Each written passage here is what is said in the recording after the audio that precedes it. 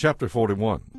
After that the man brought me into the holy place, the large main room of the temple, and he measured the columns that framed its doorway. They were 10.5 feet square, the entrance was 17.5 feet wide, and the walls on each side were 8¾ feet wide. The holy place itself was 70 feet long and 35 feet wide. Then he went into the inner room at the end of the holy place. He measured the columns at the entrance and found them to be 3½ feet thick. The entrance was 10.5 feet wide, and the walls on each side of the entrance extended 12¼ feet to the corners of the inner room. The inner room was 35 feet square. This, he told me, is the most holy place. Then he measured the wall of the temple and found that it was 10.5 feet thick. There was a row of rooms along the outside wall. Each room was 7 feet wide. These rooms were built in 3 levels, one above the other, with 30 rooms on each level.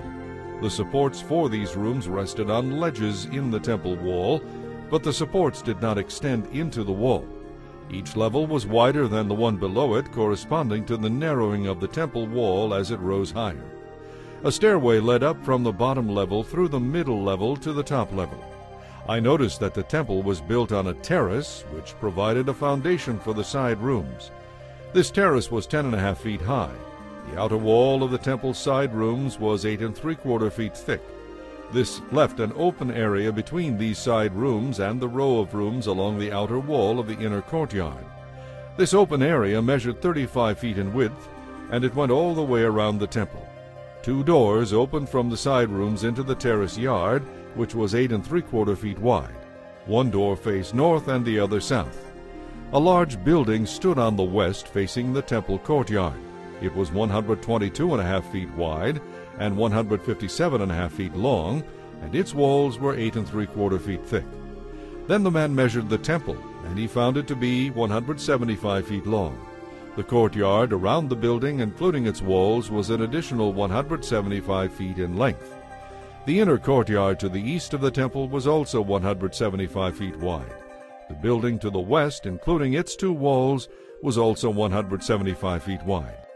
The holy place, the most holy place, and the foyer of the temple were all paneled with wood, as were the frames of the recessed windows. The inner walls of the temple were paneled with wood above and below the windows. The space above the door leading into the most holy place was also paneled. All the walls were decorated with carvings of cherubim, each with 2 faces, and there was a palm tree carving between each of the cherubim. One face, that of a man, looked toward the palm tree on one side. The other face, that of a young lion, looked toward the palm tree on the other side. The figures were carved all along the inside of the temple, from the floor to the top of the walls, including the outer wall of the holy place. There were square columns at the entrance to the holy place, and the ones at the entrance of the most holy place were similar. There was an altar made of wood, 3½ feet square and 5¼ feet high. Its corners, base, and sides were all made of wood. This, the man told me, is the table that stands in the Lord's presence.